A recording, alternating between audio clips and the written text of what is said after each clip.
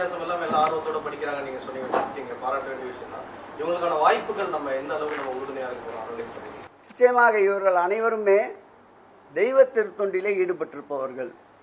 அவர்கள் திருக்கோயிலுக்கு எந்த நேரம் வேண்டுமானாலும் செல்லலாம், எந்த வகையில் வேண்டுமென்றாலும் அவர்கள் கற்றுக்கொண்டிருக்கின்ற இந்த பாடல்களை, தெய்வத்திற்கேற்ற அந்த அர்ச்சனை செய்கின்ற பூமாலைகளை எப்பொழுது வேண்டுமானாலும் அந்த திருக்கோயிலே இவர்கள் பக்தர்களுக்கும் இறைவனுக்கும் அந்த அந்த கற்றுக்கொண்டதை வெளிப்படுத்துவதற்கு எந்த தடையும் இல்லை.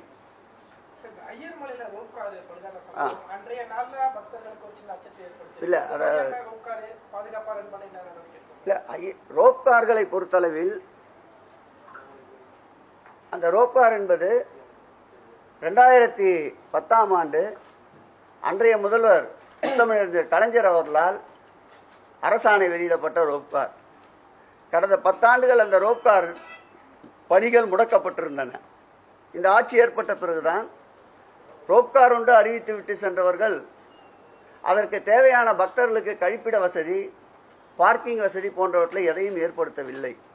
இந்த ஆட்சி ஏற்பட்ட பிறகுதான் 1,60,00,000 ரூபாய் செலவில் வருகின்ற பக்தர்களுக்கு தேவையான அடிப்படை வசதிகளை ஏற்படுத்தி தந்து மாண்புமிகு முதலமைச்சர் அவர்களும் வெள்ளோட்டத்திற்கு பிறகு அனைத்து வகையான பரிசோதனைகளுக்கு பிறகு ரோப்காரை இயக்கினோம். நேற்றைக்கு முன்தினம் ஆடி மாதம் என்பதால் அதிக காற்று, அந்த காற்று எந்த அளவு வீசுகிறது என்பதை மானிட்டரிங் செய்வதற்கு ஒரு இடத்திலே அந்த கருவியை பதித்திருந்தோம். அதில் 36 கிலோமீட்டர் என்று பதிவாகி இருக்கின்றது.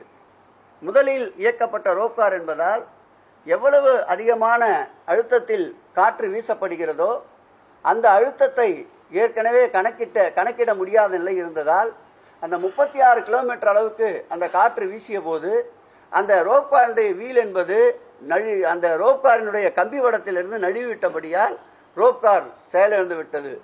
உடனடியாக சம்பந்தப்பட்ட டெக்னீஷியன்களை வரவழைத்து அந்த ரோப்காரில் இருந்தவர்களை பத்திரமாக எந்த விதமான பிரச்சனையும் இல்லாமல் அவர்களை பாதுகாப்பு இறக்கியிருக்கின்றோம். உடனடியாக அந்த ரோப்கார் வல்லுநர்களோடு நம்முடைய துறையிலிருந்து கூடுதல் ஆணையாளர் திருமகள் அவர்கள் தலைமையிலே ஒரு டெக்னிக் கமிட்டி அமைக்கப்பட்டிருக்கின்றது. அவர்கள் இன்றைக்கு அங்கே நேரடியாக செல்ல இருக்கின்றார்கள்.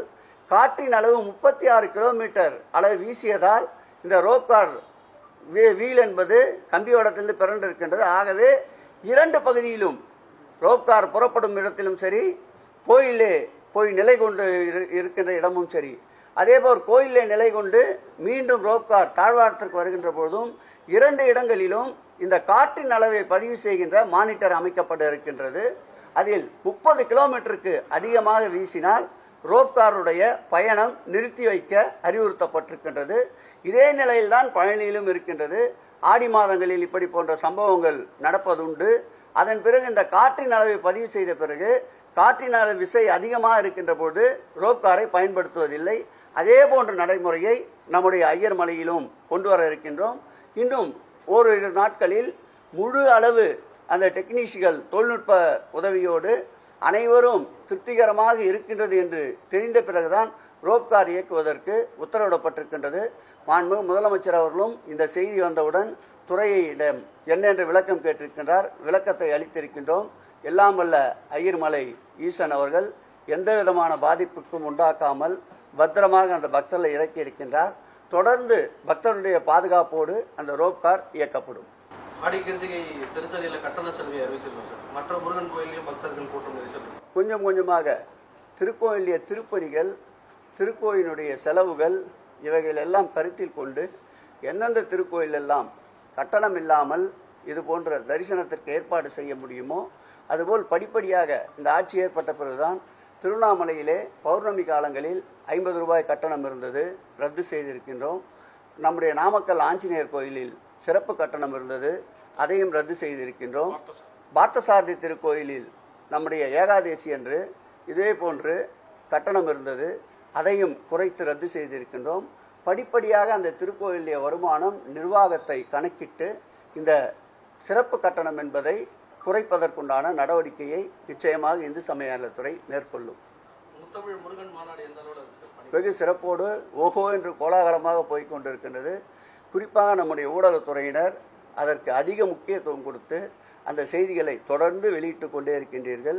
மாண்புமிகு தமிழக முதல்வருடைய நல் வழிகாட்டுதல்படி முத்தமிழ் முருகர் மாநாடு குறித்து பணிகளின் ஆய்வு நேற்றைக்கு முன்தினம் நடைபெற்றிருக்கின்றது. வருகின்ற திங்கட்கிழமை மாலை கூட முத்தமிழ் முருகர் மாநாட்டினுடைய லோகோ வெளியிடப்பட இருக்கின்றது. நம்முடைய அடிகளார் மற்றும் துறையினுடைய உயர் அதிகாரி முன்னிலையில் வெளியிடப்பட இருக்கின்றது. இதுவரையில் 1000க்கும் மேற்பட்ட ஆய்வுக் கட்டுரைகள் வந்திருக்கின்றது. வெளிநாட்டிலே இருந்து இதுவரையில் 39 ஆய்வுக் கட்டுரை பெறப்பட்டிருக்கின்றது. வெளிநாட்டிலே இருந்து ஆஸ்திரேலியா, லண்டன், நம்முடைய மலேசியா போன்ற சுவிட்சர்லாந்து போன்ற நாடுகளிலிருந்து சிறப்பு விருந்தினர்கள், துணை அமைச்சர்கள், அந்த நாட்டினுடைய நாடாளுமன்ற உறுப்பினர்கள், ஆன்மீக பெருமக்கள் என்று 40க்கும் மேற்பட்டவர்கள் இந்த நிகழ்ச்சி 2 நாள் நிகழ்ச்சியிலே சொற்பொழிவாற்ற வருகை தர இருக்கின்றார்கள். நீதியரசர்கள் பங்கேற்க இருக்கின்றார்கள். தமிழகத்தை சார்ந்த பல்வேறு ஆன்மீக சொற்பொழிவாளர்கள் பங்கேற்க இருக்கின்றார்கள். அந்த நிகழ்விலே சிறப்பு மலர் ஒன்று வெளியிடப்பட இருக்கின்றது. ஆய்வுக் கட்டுரைகள் அடங்கிய ஒரு மலர் வெளியிடப்பட இருக்கின்றது. அதிலே 15 முருகனுடைய புகழை தொடர்ந்து முருகனுடைய பக்தர்களாக விளங்கி கொண்டிருக்கின்ற, முருகனுக்கு தொண்டு செய்கின்ற 15 பேர்களை தேர்ந்தெடுத்து முருகனுடைய ஏற்கனவே ஆன்மீகவாதிகளாக போற்றப்பட்ட குமரகுருபரசாமி போன்ற இறைவன்கள் பெயரை கொண்டு இறைவனாக நாம் மதிக்கின்றவர் பெயரில் 15 பேர்களுக்கு விருதுகள் வழங்கப்பட இருக்கின்றது. அந்த மாநாட்டிலே பங்கேற்கின்ற 1 லட்சத்துக்கும் மேற்பட்டவர்களுக்கு இலவசமாக உணவு வழங்கப்பட இருக்கின்றது.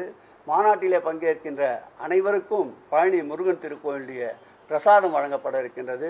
சிறப்போடு 3D கண்காட்சி ஒன்று அமைக்கப்பட இருக்கின்றது. அதேபோல் VR கண்காட்சி ஒன்று அமைக்கப்பட இருக்கின்றது. முருகர் பெருமைகளை விளக்குகின்ற புகைப்பட கண்காட்சியும் அமைக்கப்பட இருக்கின்றது. எல்லா வகையிலும் சிறப்போடு இதுவரையில் ஆன்மீக உலகில் நடைபெறாத அளவிற்கு நடைபெற்ற மாநாடுகளிலே சிறப்பு வாய்ந்த மாநாடு இந்த மாநாடு என்ற அளவிற்கு இந்த மாநாடு அமையும். அத்தனை பெருமையும் நம்முடைய மாண்புமிகு தமிழக முதலமைச்சர் அவர்களையே சாரும்.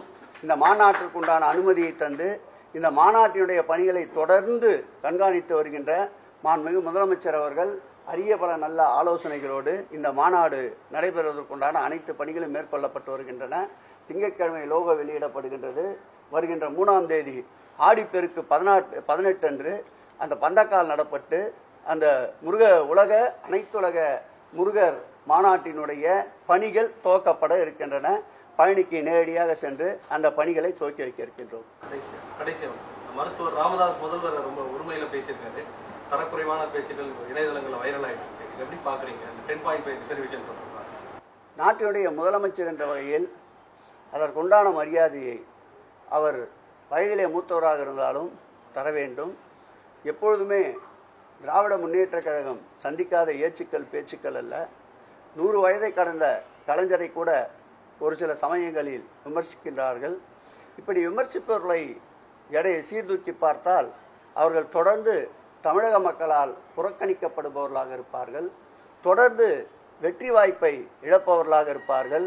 அந்த விரக்தியில் மாண்புமிகு தமிழக முதல்வர் அவர்கள் நெஞ்சுரம் கொண்ட நேர்மையுடன் இந்த ஆட்சியை செலுத்தி மக்களின் மனதில் நீக்கமற நிறைந்திருப்பதால் வஞ்சக எண்ணத்தோடு இப்படிப்பட்ட ஏச்சுக்களையும் பேச்சுக்களையும் பற்றி கவலைப்படாத முதல்வர் மக்களுடைய நலத்தையே குறிக்கோள் கொண்டு அவருடைய பயணத்தை மேற்கொள்ளுவார். அவ்வளோதான், முடிஞ்சுதா? கடைசியில் பாயிண்ட் வந்துட்டீங்க.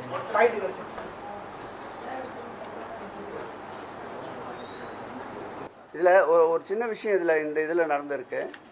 இதுவரையில் இல்லாத பகவத் ஸ்ரீ ராமானுஜரின் 9 நூல்களில் ஒன்றான ஸ்ரீ பாஷ்யம் என்ற நூலிலேயே பட்டப்படிப்பாக ஸ்ரீ பாஷ்யம் என்ற நூலை பட்டப்படிப்பாக முதலில் கொண்டு வந்த பெருமை இந்து சமய அறநிலைத்துறையை சாரும். இதற்கு அனுமதி அளித்த மாண்புமிகு தமிழக முதல்வரையே சாரும். முதல்ல அவரோட 9 நூலில் ஒரு நூல் பாஷ்யக்கார் நூலுன்னு அந்த நூலையே ஒரு பட்டப்படிப்பாக கொண்டு வந்திருக்கும். அது ஒரு சிறப்பு வாய்ந்த விஷயம். அது கொஞ்சம் இல்லை, உலகத்திலேயே முதல் முறையாக உண்மைதான், உலகத்திலேயே முதல் முறையாக. நன்றிங்க.